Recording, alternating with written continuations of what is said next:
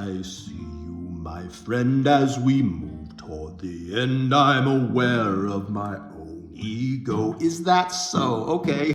I am not the slave that this world would try to convince me that I am. You're the one.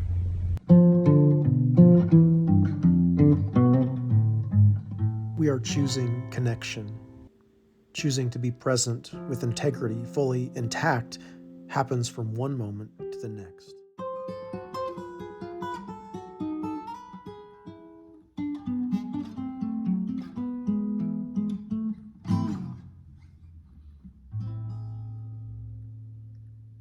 I'm incredibly encouraged right now. I'm glad we're here together.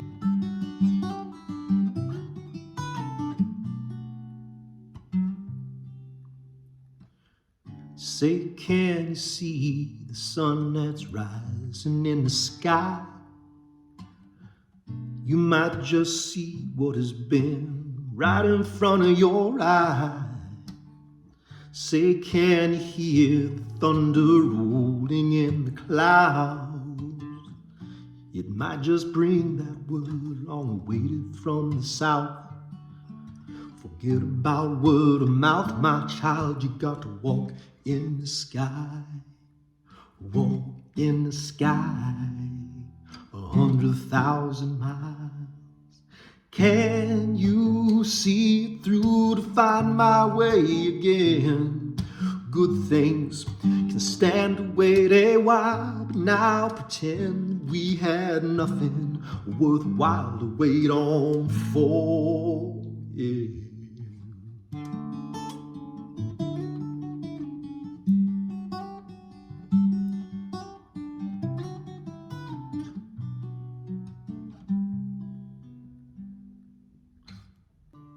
He looked at her.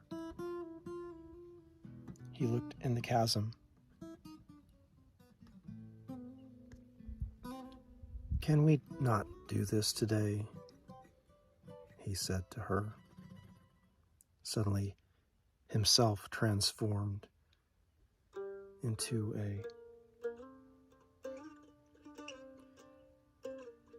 an impotent, middle-aged man. God has a plan for your life. That is true. I know that deep in my heart. She was not going to make the journey. She did not want me to be better. And every attempt that I made to get better was upsetting, threatening. Set your intention and you can be free. Your friendships and relationships are programmed to keep you right where you are. Oh man, I wish I would have had a little bit more nuts at that point. God bless all the little snap crackers of the world. There is freedom. And it will cost you everything.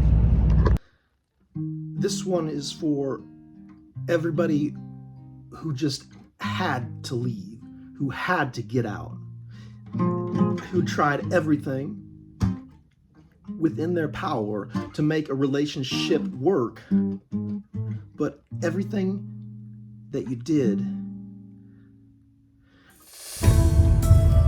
Have any of y'all ever struggled in a marriage, like been in some kind of mortal combat, some kind of internal struggle for power that neither of you really wanted, but you couldn't ever really stop? Dear God, I struggled for 20 years with a fiery little snapcracker of a woman. Oh my God. Oh, she was so feisty, oh my God, the power in that woman. I grew to fear her, and I knew that I fear the darkness in the room. Somehow I can't escape with reason. And I knew that if I ever disappointed her, I would die. Ever been something like that? Holy shit. Yeah. It was quite a little adventure for quite some time, I'll tell you. She was an English professor, Victorian literature specialist. I was her little Jude the Obscure in a very Dickinsonian sense. And when I use the word dick, what I mean is she hated that shit.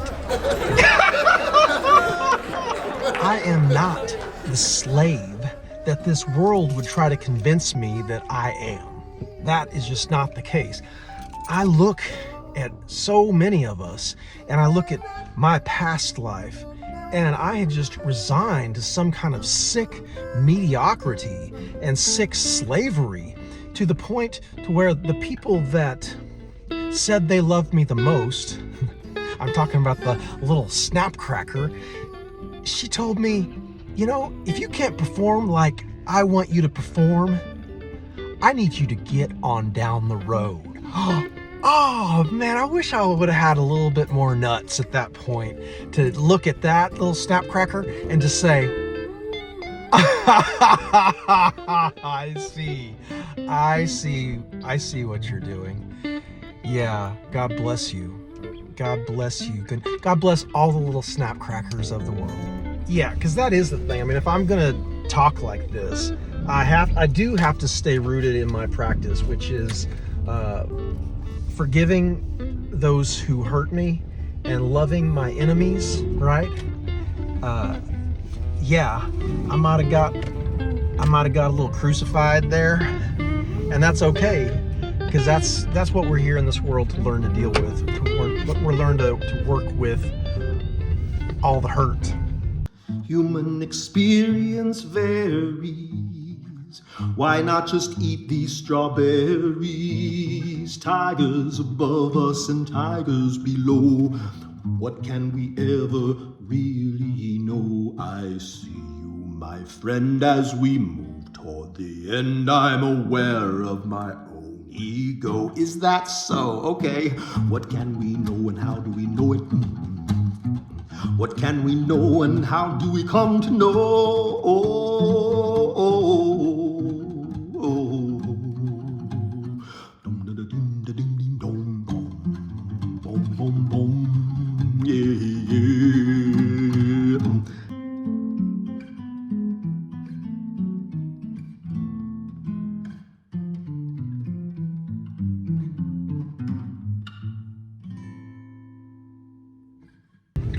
And I was certainly honored, truly, to have gotten to work with that woman, the mama of my children. Yeah, we did some amazing work together, and she was one of the greatest teachers of my entire life. I learned so much from her, really, and I truly mean that.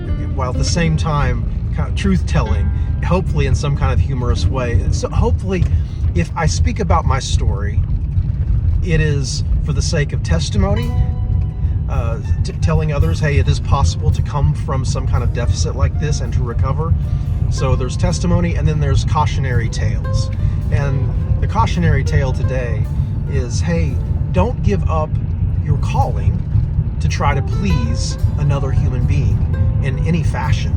Now, if you have to do that, you know, I mean, we are instructed as believers in the sacred text that we read. I took it very seriously. You know, die for your wife like Christ died for the church. And you know what? It's been confirmed in my heart. It's come from here and from several other sources saying, looks like you died that death, Trav. And so I can't really complain, right? I'm privileged. I'm honored to have had this journey. I mean, I can laugh about it now, right? I mean, I've been divorced from my first wife for over 8 years, and I'm still processing everything that happened and learning to speak about it in a way that is not defaming or arrogant or hurtful, but truthful. And that's in the tradition of comedy, right? I'm a stage performer, and so I'm working on my act. And I've got to work on that act, because transmuting all of that hurt into some comedy is actually quite essential in my life. It's not just a fun hobby or something. It's life or death for me, being able to transmute that hurt into comedy gold, yo. Turns out Jesus got himself a pretty good sense of humor, and he knew exactly what I was getting into when I married the little snapcracker. And we made babies, and we're one another's teachers for a long time. And God's grace is sufficient for all of this. And there is still a plan, and neither of us in this particular instance have to be demonized in any sense, but I'm sure she's got her list of tales about me also, because oh my God, was I some kind of snapcracker myself.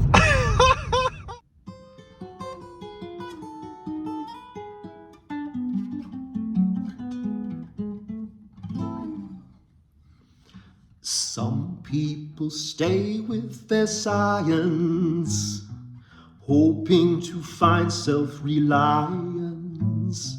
Some people open the scriptures, just hoping to find ways of coping with all these crazy primate constructions, when finding deductions lacking in primary truth.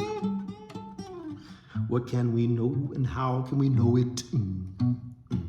What can we know and how do we come to know? Ooh, yeah.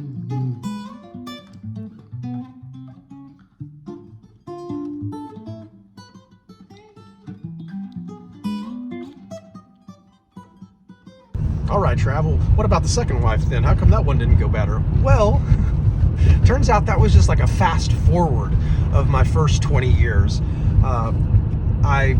I got a glimpse of what I was doing. I got a glimpse of how I was giving my power away. And then I made appropriate boundaries. I told her what I believed what was going on. I told her what I could tolerate. I told her where my heart belonged to. I told her that I was a servant of the light, a servant of God, and that I would not tolerate like the bullshit that she was trying to put me through. It's self-preservation type stuff. It's control issues that we have. People trying to save their own lives, and it's very common for people to control one another through aggressive and passive-aggressive measures, right? Because we're so scared. Oftentimes, those of us who came from homes in which something went incredibly wrong, or I don't know. I mean, we can theorize about that. It's just a case-to-case scenario of why this is going on. But it's safe to say it happens. Hurt people, and we're all trying to wake up to a more complete, a more whole, just a more embodied fullness of the godhood, of the sonship, of the daughtership, of the one-ship. Here we go. So yeah, I'm developing this material. How do I talk about the difficult things, say the things I need to say without getting lost in my own hurt? Because that's not what I want to do again. But I do feel like these things are important to mention along the lines of my work. Labor and the expression of worth. Together we are discovering our common work, our common stories, and our common love. And while I'm at it here, if you're trying to get to the next level, like to rise above something, a situation, relationships, life circumstances that seem to be oppressing you or hurting you or crushing you, you can expect that you're going to have to rework your relationships, right? In fact, your friendships and relationships are programmed to keep you right where you are. You ever seen The Truman Show? When he makes a run for it, he's got to really decide that he's going to make a run for it. Remember the God figure in that movie? He's up there saying he could have made it if he wanted to, if he really tried. You really do have to make that try. Remember The Matrix, where they say, oh, no one ever makes the jump. No one ever makes the jump the first time. Well, that's okay if you don't make the jump the first time, but set your intention and you can be free. And thank God I know these things today, and this is my testimony, and I am experiencing this freedom today, and I am honest and authentic with the people that I'm in relationships with now, and the friendships and relationships that couldn't make the journey with me, those are done, those are over. Or maybe they're just in a death process and they'll come up, they'll have another chance. But I'm talking about some of the people that I thought were my best friends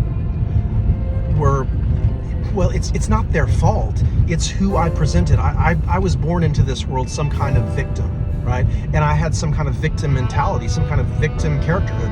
And if you'd have asked me 10, 12 years ago if I was a victim, I'd have said, hell no, I wouldn't want to voluntarily identify with that.